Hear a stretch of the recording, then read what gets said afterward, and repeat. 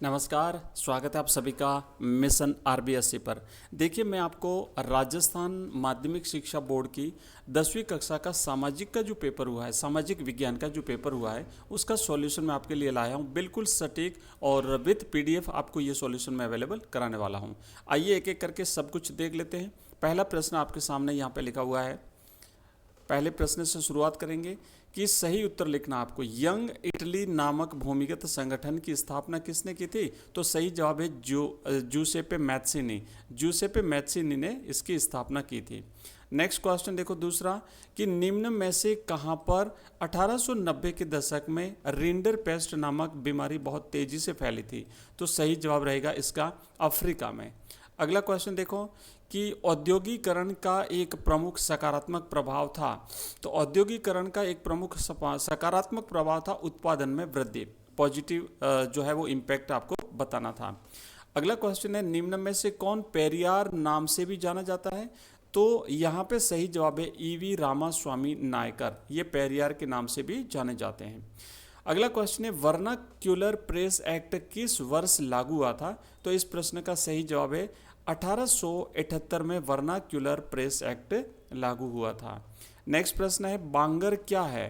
तो इस प्रश्न का सही जवाब है पुरानी जलोढ़ मृदा जो है उसे बांगर कहा जाता है। ऑप्शन सही है ए। नेक्स्ट है, खड़ीन, जौहड़ और टांका किसके उदाहरण हैं? तो ये जो है वो राजस्थान में वर्षा जल संग्रहण की स्थानीय संरचनाएं हैं। इसका सही जवाब है ऑप्शन ए। नेक्स्ट प्रश्न है कि चूना पत्थर, सिलिका और जिप्सम कौन से उद्योग का प्रमुख कच्चा माल है? तो ये सीमेंट का कच्चा माल है। ऑप्शन स है वो इस प्रश्न का सही जवाब है। ऑप्शन स, ऑप्शन अ सीमेंट का। नेक्स्ट है कि केंद्रीय लोक निर्माण विभाग के क्षेत्राधिकार में कौन से राजमार्ग आते हैं? तो इस प्रश्न का सही जवाब है राष्ट्रीय राजमार्ग। राइट ऑप्शन ए है राष्ट्रीय राजमार्ग।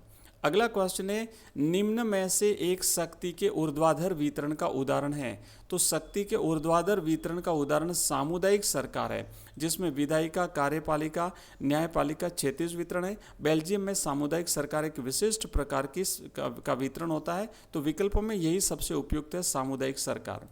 नेक्स्ट प्रश्न है, श्रीलंका कब स्वतंत्र बना था? तो राइट आंसर रहेगा श्रीलंका 1948 में स्वतंत्र बना था। ऑप्शन इसका जो है वो 1948 राइट आंसर है। नेक्स्ट प्रश्न है, अधिकारों और अवसरों के मामले में स्त्री और पुरुष की बराबरी मानने वाला व्यक्ति क्या कहलाता है? तो दोनों के अधिकारों की बराबरी मानने वाला व्यक्ति नारीवादी कहलाता है। अगला क्वेश्चन देखो, कांशीराम ने निम्न में से किस दल का गठन किया था? तो कांशीराम ने बहुजन समाज पार्टी का गठन किया था। बहुजन समाज पार्टी इस प्रश्न का सही जवाब है। अगला प्रश्न है कि भारतीय जनता पार्टी ने निम्न में से किसका नेतृत्व किया? तो भारतीय जनता पार्टी ने राष्ट्रीय जनतांत्रिक गठबंधन एनडीए का नेतृत्व किया। अगला क्वेश्चन है, निम्न में से कौन सा एक गैर नवीकरणीय संसाधन नहीं है? तो संसाधन नहीं है वो जल है ना। जल जो है वो गैर नवीकरणीय संसाधन नहीं है जल। Option the. नेक्स्ट प्रश्न है कि भारत में साख का सबसे बड़ा स्रोत क्या है? तो भारत में साख का सबसे बड़ा स्रोत साहूकार है। सही जवाब रहेगा इसमें साहूकार। नेक्स्ट है, यह व्यापार अवरोधक है। तो व्यापार अवरोधक आयात पर जो कर लगता है वो व्यापार अवरोधक है, वो व्यापार को रोकने का प्रयास करता है। एगमार्क किस वस्तु पर लगाया जाता है?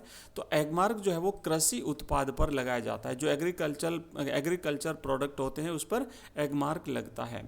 रिक्त स्थान की पूर्ति वाले प्रश्न, 1804 की नागरिक संहिता को आमतौर पर किस संहिता के नाम से जाना जाता है? तो इसको जो है वो नेपोलियन संहिता के नाम से भी जाना जाता है। रैगर मृदा का नाम है रैगर जो है वो किस मृदा का नाम है? तो काली मिट्टी को रैगर मिट्टी भी कहते हैं, रैगर मृदा भी कहते हैं।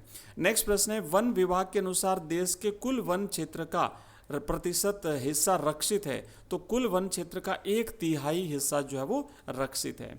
बेल्जियम की राजधानी का नाम क्या है? तो बेल्जियम की राजधानी का नाम है ब्रुसेल्स। अगला क्वेश्चन है भाई, रेलवे अथवा डाकघर क्षेत्र के उदाहरण है, तो ये सार्वजनिक क्षेत्र पब्लिक सेक्टर के उदाहरण है। नेक्स्ट है, प्रौद्योगिकी में तीव्र उन्नति वह मुख्य कारक है जिसने प्रक्रिया को उत्प्रेरित किया है, तो ये वैश्वीकरण के तीव्र उत्पादक कारक हैं। अगला प्रश्न देखो नेक्स्ट है, अब ये जो है वीटो से आप क्या समझते हैं, मैं इन सभी प्रश्नों के आंसर बता दूं। वीटो से आप क्या समझते हैं, यह अधिकार जिसके सहारे एक ही सदस्य अहमत से असहमति किसी भी प्रस्ताव को खारिज करने का आधार बन जाती है। मुद्रण संस्कृति से गरीब जनता को क्या लाभ है, सस्ती किताबें उपलब्ध हुई और पुस्तकालयों के माध्यम से ज्ञान और अधिकारों के प्रति जागरूकता बढ़ी। मुद्रण की पहली तकनीक किन देशों में व्यक्त हुई थी, चीन, जापान और कोरिया में। सतत विकास क्या है, पर्यावरण को नुकसान पहुंचाए बिना और भविष्य की पीढ़ियों की आवश्यकता की अवहेलना न करते हुए वर्तमान में विकास करना। प्राकृतिक संसाधन प्रबंधन में स्थानीय समुदायों की भूमिका, तो संयुक्त वन प्रबंधन जैसे कार्यक्रमों के तहत समुदाय वनों की रक्षा करते हैं और बदले में वन उत्पाद प्राप्त करते हैं। ठीक है, बाकी के सारे प्रश्न आप एक बार देख लेना यहाँ से। धन्यवाद।